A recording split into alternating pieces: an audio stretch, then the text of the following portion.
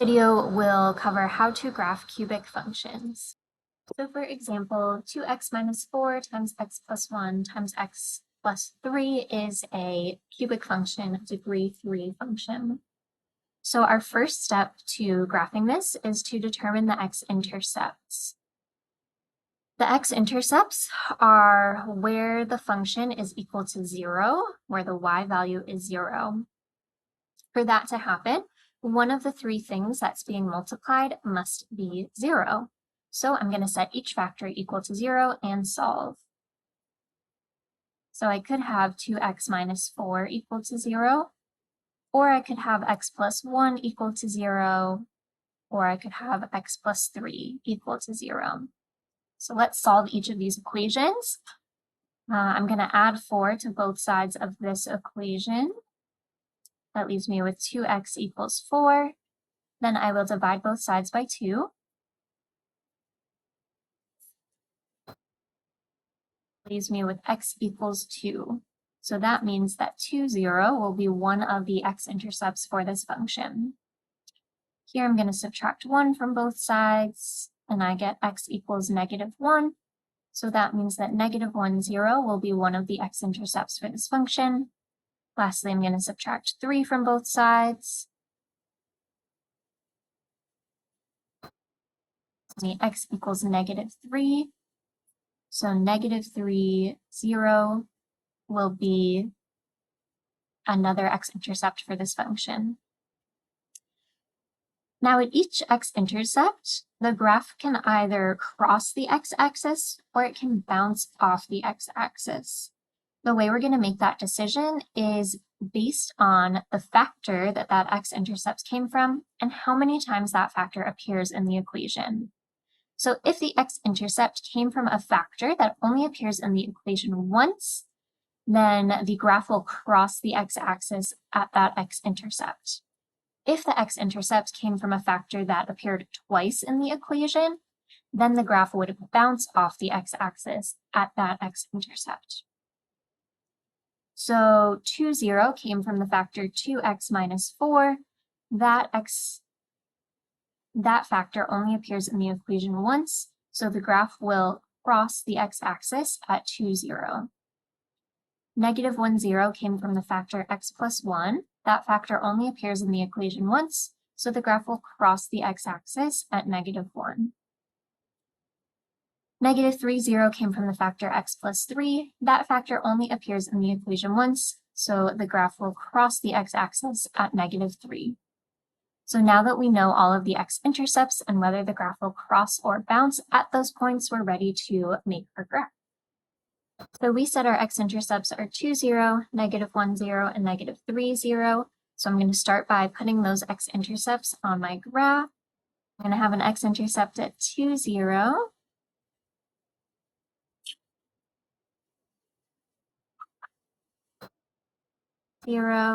And -3, 0.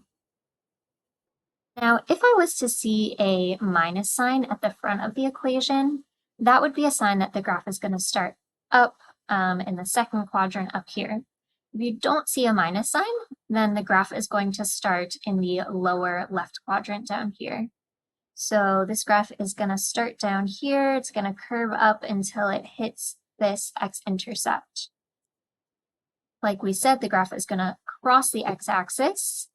Whoops, this one's -3. The graph is going to cross the x-axis at -3. So I'm going to keep going through the x-axis.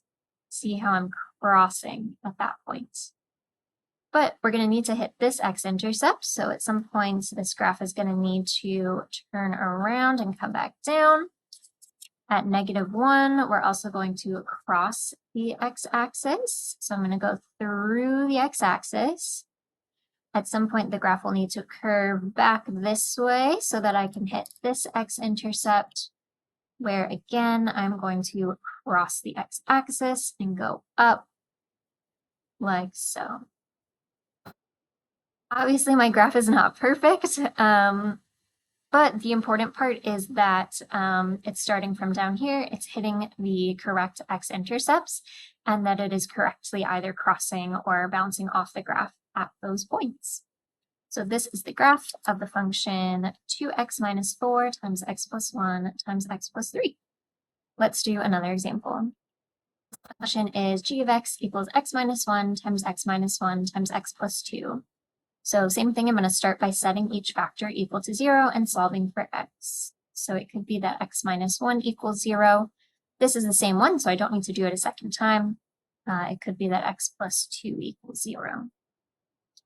I'm going to solve this equation by adding 1 to both sides. I got x equals 1, so 1, 0 is an x-intercept. And I'll solve this equation by subtracting 2 from both sides. So negative 2, 0 is another x-intercept for this function.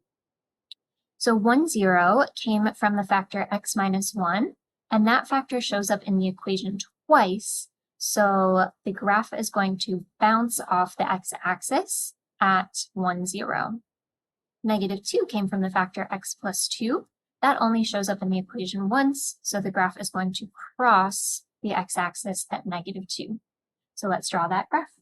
Right, so we said the x-intercepts are at positive 1 and negative 2. At negative 2, we said the graph is going to cross the x-axis. So we will start down here until we hit negative 2, and we'll cross the x-axis. At some point, we'll need to curve back down so we can hit our other intercept at positive 1. And at positive 1, we need to bounce off the x-axis. So I'm not going to cross it. I'm just going to turn right back around and go back up. So hopefully you can see how bouncing off the x-axis and crossing it are different. Here the graph is going through the x-axis. Here it's just touching the x-axis and then turning right back around.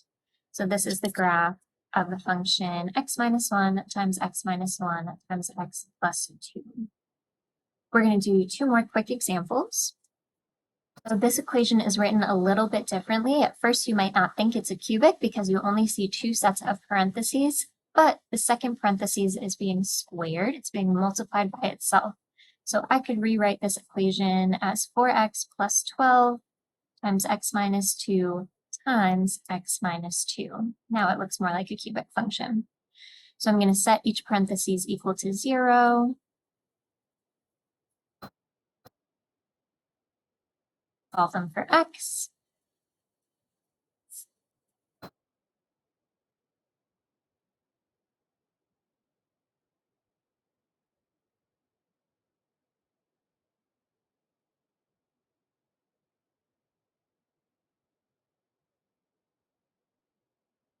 So my x-intercepts will be negative 3, 0, and 2, 0. Negative 3, 0 came from a factor that only shows up once, so the graph will cross the x-axis there. 2, 0 came from a factor that shows up twice, so the graph will bounce off the x-axis there. Right, so the intercepts are 2 and negative 3. Graph will approach negative 3 from down here. The factor that came from only appears once, so we're going to cross the x-axis. Eventually need to curve back down to hit this one, and that factor shows up twice, so we'll turn back around. So this graph has the exact same shape as our previous graph. Right, and last example, we can do j of x equals x plus 4 plus 3x minus 6 times x plus 5. Set each factor equal to 0 and solve for x.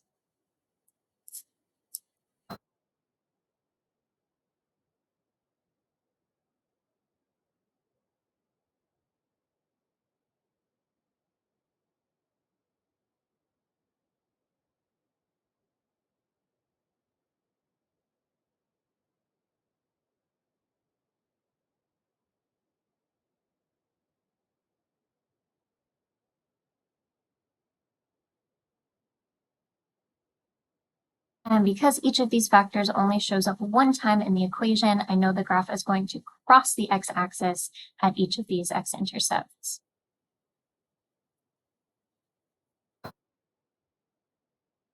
So the x-intercepts were -5, -4, 2.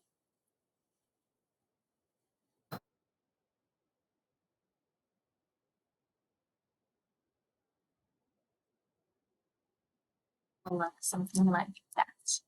So that is how to find the x-intercepts and graph cubic functions.